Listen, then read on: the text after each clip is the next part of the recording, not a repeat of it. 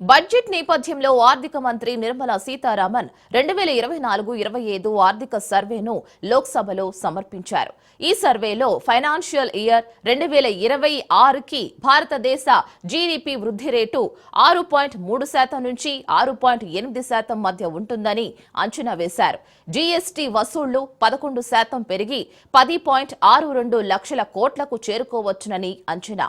విధాన సంస్కరణలు, ఆర్థిక స్థిరత్వం కోసం ప్రభుత్వం చేస్తున్న ప్రయత్నాలను ఈ సర్వే నొక్కి చెబుతోంది. ప్రభుత్వ అంచనా అంతర్జాతీయ ద్రవ్య నిధి అంచనా 6.5%కి దగ్గరగా ఉంది. అయితే ప్రపంచ బ్యాంక్ అంచనా వేసిన 6.7% కంటే తక్కువ.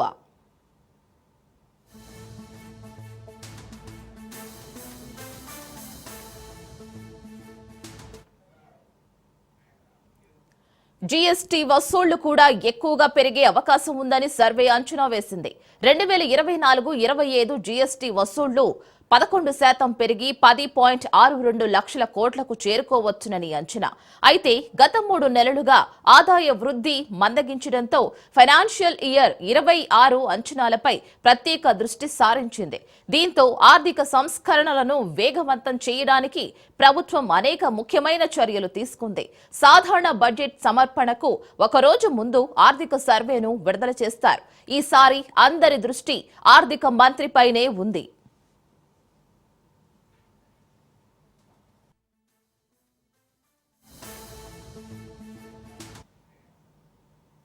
మరిన్ని అప్డేట్స్ చూసే ముందుగా బ్రేక్ తీసుకుందాం.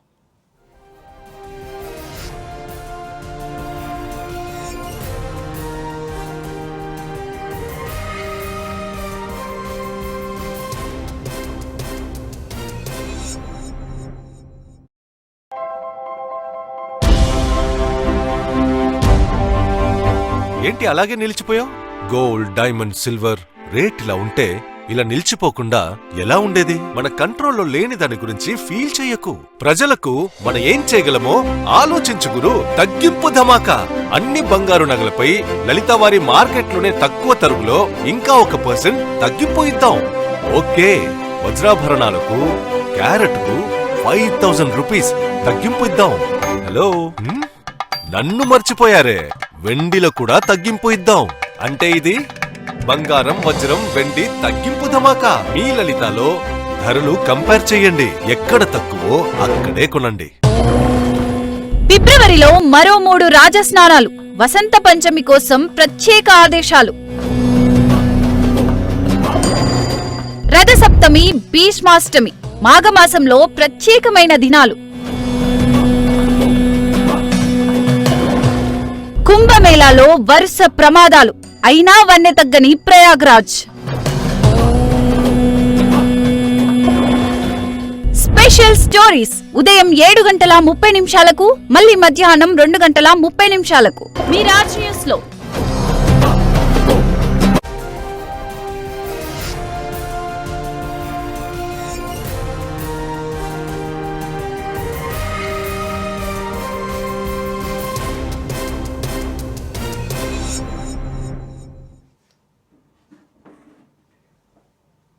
Welcome back.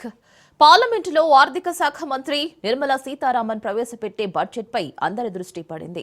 ఆయా ప్రాజెక్టులు పట్టాలు ఎక్కాలంటే దాదాపు 2000 కోట్ల నిధులు అవసరమవుతాయి. కేంద్రం, రాష్ట్రంలో కూటమి సర్కారే అధికారంలో ఉండటంతో నిధుల కేటాయింపులకు అవకాశం ఉందని ప్రజలు ఆశగా ఎదురు చూస్తున్నారు.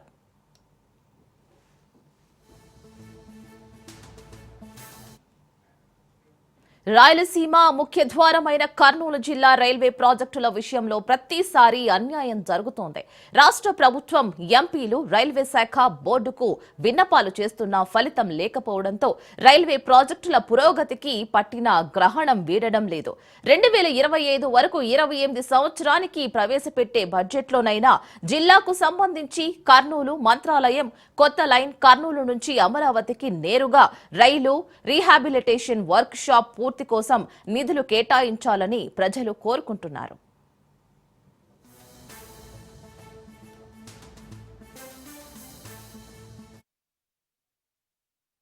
ఈ రోజు నుండి ప్రారంభం కావడం జరిగింది. పార్లమెంట్ లో ప్రవేశపెట్టినటువంటి బడ్జెట్ అనేది మెజారిటీ దేశ ప్రజలకు వ్యతిరేకంగా ఉందని చెప్పేసి మేము అభిప్రాయం తెలియజేస్తున్నాం. ఎందుకంటే బీజేపీ యొక్క నినాదము జాతీయ సమగ్రత సమైక్యత అని పదే పదే నినాదాలు చేస్తుంది కానీ బీజేపీ పార్టీ అండ్ బీజేపీ ప్రభుత్వము.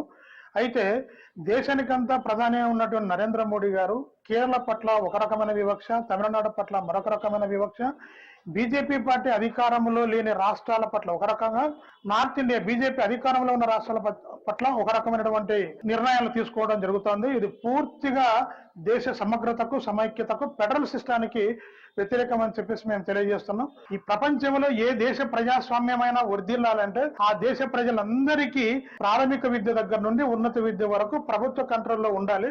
కానీ విద్యకు సంబంధించినటువంటి ప్రతి మెటీరియల్ పైన కూడా జిఎస్టీ, ఒక కంబాక్స్, పెన్సిల్, పెన్, నోట్బుక్లు, పాఠ్య పుస్తకాలు వీటన్నిటిపైన జిఎస్టీ విధించినప్పుడు ఈ దేశ ప్రజలు విద్యావంతులుగా, ఉన్నత విద్యావంతులుగా ఎలా మారుతారనే విషయము ప్రధాని గారు తెలియజేస్తే బాగుంటుంది. దేశమంతా కూడా అన్ని రాష్ట్రాలు కూడా కేంద్ర బడ్జెట్ మీదనే ఆశలు పెట్టుకొని ఉంటా ఉన్నారు. మరి అదే విధంగా ఆంధ్రప్రదేశ్ కి కూడా రావాల్సినటువంటి బడ్జెట్ కోసం ఈ కేంద్ర బడ్జెట్ లోన కేటాయించేందుకు మరి ఇక్కడ ఉన్నటువంటి ఎంపీలు కూడా చొరవ తీసుకోవాలి. కేంద్ర బడ్జెట్ లో కూడా ఇప్పటికే ఎడ్యుకేషన్ ని అనేక దేశాలు కూడా ముందు స్థాయికి తీసుకుపోయేందుకు విద్యకి ఎక్కువ నిధులు కేటాయిస్తున్నటువంటి దేశాలు ఉన్నాయి. మరి మన దేశానికి కేంద్ర బడ్జెట్ లోన విద్యకి పూర్తిగా నిరాశ చేస్తా ఉన్నారు. కనీసము ఈ కేంద్ర బడ్జెట్ లో అయినా కానీ 30% నిధులు కేటాయించాలని మేము కోరుతా ఉన్నాం. పార్లమెంట్ సమావేశంలో మళ్ళీ కేంద్ర బడ్జెట్ కూడా ప్రవేశపెడుతున్నారు. ఈ రాష్ట్రానికి మన అధిక శాతంలో బడ్జెట్ కేటాయించాలి. ఎందుకంటే నిరుద్యోగము రూపుమాపాలంటే పరిశ్రమలు ఏర్పాటు చేయాలి. పరిశ్రమలతో పాటు ఉద్యోగ అవకాశాలు ఉండాలా. ఉద్యోగ అవకాశాలు ఉంటే మన కేంద్రంలో ఉన్నటువంటి ప్రభుత్వం కూడా పరిశ్రమలు ఏర్పడి అధిక శాతము ఈ రాష్ట్రానికి బడ్జెట్ కేటాయించాలని చెప్పి తీవ్రంగా ప్రశ్నిస్తున్నాం. అదేవిధంగా ఈ రోజు విశాఖపట్నంలో స్టీల్ ప్లాంట్ కూడా మళ్ళీ కొంత మేరకు కొన్ని కోట్ల రూపాయలు మాత్రమే బడ్జెట్ కేటాయించారు. అటువంటి కాకుండా 30,000 మంది కార్మికులు అక్కడ ఉద్యోగాలు ఉన్నాయి. అటువంటి కూడా 6,000 ఉద్యోగాలు కూడా కాంట్రాక్ట్ ఉద్యోగాలు తీసేస్తామని చెప్తున్నాడు. ఇక్కడ ఉన్నటువంటి స్టీల్ ప్లాంట్ యథావిధంగా ఉంటుంది. అధిక బడ్జెట్ కూడా స్టీల్ ప్లాంట్ కేటాయించి మళ్ళీ గనులు కూడా ఏర్పాటు చేస్తామని చెప్పి చెప్పడం జరిగింది. అటువంటిది కాకుండా రేపు జరగబోయే బడ్జెట్ లో కానీ అధిక శాతం కానీ బడ్జెట్ కేటాయించకుండా కానీ పెద్ద ఎత్తున ఆందోళన చేస్తాం. ఈ రాష్ట్రానికి రావాల్సినటువంటి ఏదైతే బడ్జెట్ ఉందో ఆ బడ్జెట్ కోసం పోరాటం చేస్తామని చెప్పి తెలియదు. ఈ పార్లమెంట్ సమావేశాల్లో బిల్లులు ప్రవేశపెట్టి ఆ బిల్లులన్నిటిని కూడా ఆమోదింపజేసుకోవాలా. అట్లాగే ఈ దేశానికి సంవత్సరం పాటు బడ్జెట్ కేటాయింపులు జరుగుతాయి. ఈ బడ్జెట్ కేటాయింపులన్నీ కూడా టోటల్ గా ఉత్తరాది రాష్ట్రాలకే ఎక్కువ కేటాయించి అక్కడ డెవలప్మెంట్ చేసుకోవడానికి పూర్తిగా కేంద్ర ప్రభుత్వం ప్రయత్నం చేస్తా ఉంది. అట్లా కాకుండా అనేక సంవత్సరాలుగా దక్షిణాది రాష్ట్రాలైనటువంటి తమిళనాడు, కేరళ, అట్లా కర్ణాటక, ఆంధ్రప్రదేశ్, తమిళనాడు లాంటి రాష్ట్రాలు విపరీతమైన రైల్వే రంగానికి సంబంధించి విపరీతమైనటువంటి రాబడి వస్తా ఉంది. అట్లాంటి దక్షిణాది రాష్ట్రాలని పూర్తిగా బడ్జెట్ లో మాత్రం పూర్తిగా శీతకన్ను పెట్టి కేంద్ర ప్రభుత్వం ప్రయత్నం చేస్తా ఉంది. దానికోసం మేము కేంద్ర బడ్జెట్ ప్రవేశపెట్టేటప్పుడు 29 రాష్ట్రాలని సమానంగా చూడాలి. ఎందుకంటే కేంద్రంలో పరిపాలిస్తున్నటువంటి పాలకులు వాళ్ళ పార్టీకి సంబంధించినటువంటి వాళ్ళు ఉంటే ఒక రకంగా, వాళ్ళకు వ్యతిరేకంగా ఉంటే ఇంకొక రకంగా బడ్జెట్లు కేటాయింపులు ఇవ్వడం సరైనటువంటి అంశం కాదు. ఈ దేశంలో ఉన్నటువంటి 140 కోట్ల జనాభాని అందరినీ ఒకటే రకంగా కేంద్ర ప్రభుత్వం చూడాలని చెప్పి మేము కోరుతా ఉన్నాం. కాగా ఇటీవల ప్రధాని మోదీ డోన్ నుంచి మహబూబ్ నగర్ వరకు, మంత్రాలయం, కర్నూలు వరకు నిర్మించాల్సిన కొత్త రైల్వే లైన్ కు రైల్వే డబ్లింగ్ పనులకు గ్రీన్ సిగ్నల్ ఇచ్చారు. ఆయన ఇటీవల విశాఖ వచ్చిన సందర్భంగా వర్చువల్ గా ప్రారంభించారు. మొదటి దశలో బోగోలు నుంచి దూపాడ వరకు డబ్లింగ్ పనులు చేపడతారు. అయితే ఇందుకోసం బడ్జెట్ లో కేటాయింపులు ఎలా ఉంటాయి అనేది బడ్జెట్ పై ఆధారపడి ఉంటుంది. దాదాపు 5,000 కోట్ల నిధులు అవసరం ఉంటుంది.